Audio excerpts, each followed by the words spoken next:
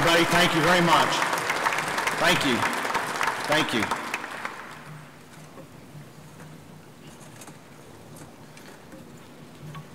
I'm deeply honored to be with you all today, and I have been looking forward to this event for a long period of time, and I just got to tell you, I wish you could see what I saw when we are saying the Pledge of Allegiance and the national anthem.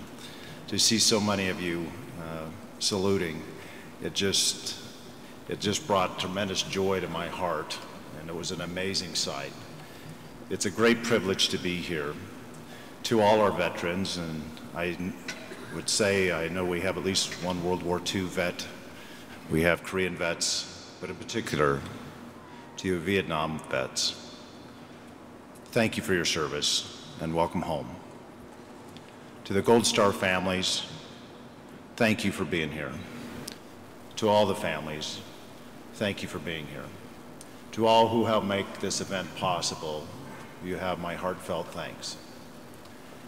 Some data has been mentioned, and I want to mention it again. Here in Wyoming, we have about 16,000 Vietnam vets. So to all Vietnam vets, to those of you here and to those who couldn't make it, today is your day. 3.4 million served in Vietnam. Over 2,700 from Wyoming. Over 150,000 were injured and hospitalized. Over 58,000 died. 658 prisoners of war were returned. Over 1,600 are still unaccounted for. Wyoming lost 120 soldiers. 120 Wyoming families lost loved ones. 120 are not with us today. So I wonder now, at this time in our country, if those 120 were with us, what would be their thoughts and their words? What would they say about us? What would they say about our country? I would never presume to know the answer to that, but I do have some thoughts on what they may think about. They would recognize that it's been 50 years. They would recognize that many of you did not come home to parades and brass bands. Instead, many of you came home to the crushing sound of silence. Or worse, many of you came home to the gonging sound of hatred that was undeserved. Some of you came home to even worse, to slaps, to being spit upon. They would recognize that, I think. I think they would also recognize not one of you here, not a single one of you here started the war. But you are the group that served with distinction, with honor, that did your duty. From offices to cockpits, from cooks to combat, you all did your duty. They would recognize that while the war ended in 1975, the struggles of the Vietnam vet did not end when the war ended, that the struggles continued for many. Many who served struggled with everything from physical to mental issues, health issues generally. And as you struggled, you also struggled with the fact that you were not properly recognized, you were not properly welcomed home. So for all our vets from World War II, Korean, all our vets, but in particular for the Vietnam vets, you saw what took place, you saw what happened to you. And rather than sitting down and letting it happen, you joined forces. It's our veterans who recognize the amazing words of our U.S. Constitution are only words if they can't be enforced.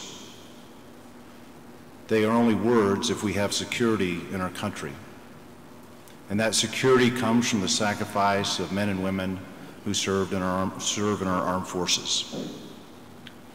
It's a recognition by the Vietnam vets that freedom is not free. It's a recognition by the vets that this country had to change course on how it treated its veterans. As one of my duties as Governor and Commander-in-Chief, I go to the funerals of those who have fallen. And one of my prayers before I go to the funeral is I hope to God that as I get on a bended knee and hand the Wyoming flag to a grieving family, that was not the first time that family was thanked. I pray to God that the individual who were laying to rest, that he or she had been thanked many times before for their service. And it's the Vietnam vets who recognize that it's not too much to ask of a country that is only a country because of the service of military members, that all families should be thanked. And no one who has served in military should ever go without a thanks, that the only thanks that they would ever hear is one they could never hear because they have passed away. The Vietnam vets said no to this. This is not the direction we should go. And so what those 120 would say, what the 58,000 plus would say today, I don't know, but I know this.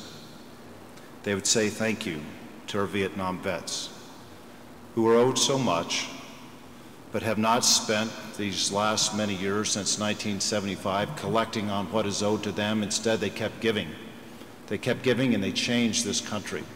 They changed it. So hopefully today, we have the thanks, we have the appreciation, we have the welcome home.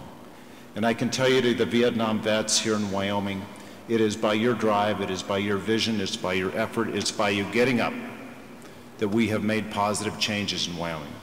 It's why we have a Welcome Home Day every year. I have traveled the state now 5 years on the Welcome Home Day with my dear friend Lee Alley. And I can tell you, when Lee Alley speaks, every one of you should be proud. He does a wonderful job representing you, and it's always a privilege to be with you. But I also tell you, as I travel to Welcome Home Days, it touches me so deeply because, as I say to our veterans, welcome home, thank you for your service. The range of emotions is stunning. Some simply nod, some shake your hand, some break down in tears immediately, saying all these years, that's all I ever asked of my country, is to say thank you and welcome home. It is because of you Vietnam vets that we now have the Welcome Home Day. It's because of you Vietnam vets we have the Vietnam Highway. It is because of you Vietnam vets and your families who sacrificed with blood, sweat, tears, and heart that we have made improvements in the state and in this country. You served your country in a war you did not start.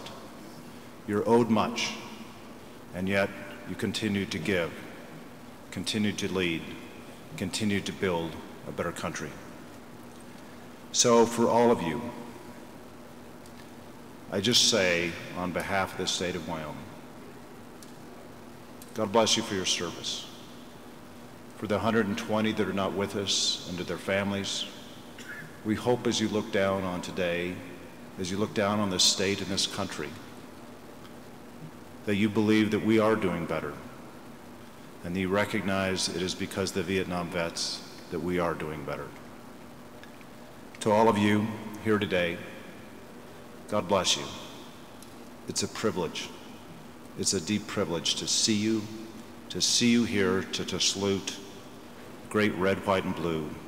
It's a privilege to know of your love for this country. God bless you all. Thank you.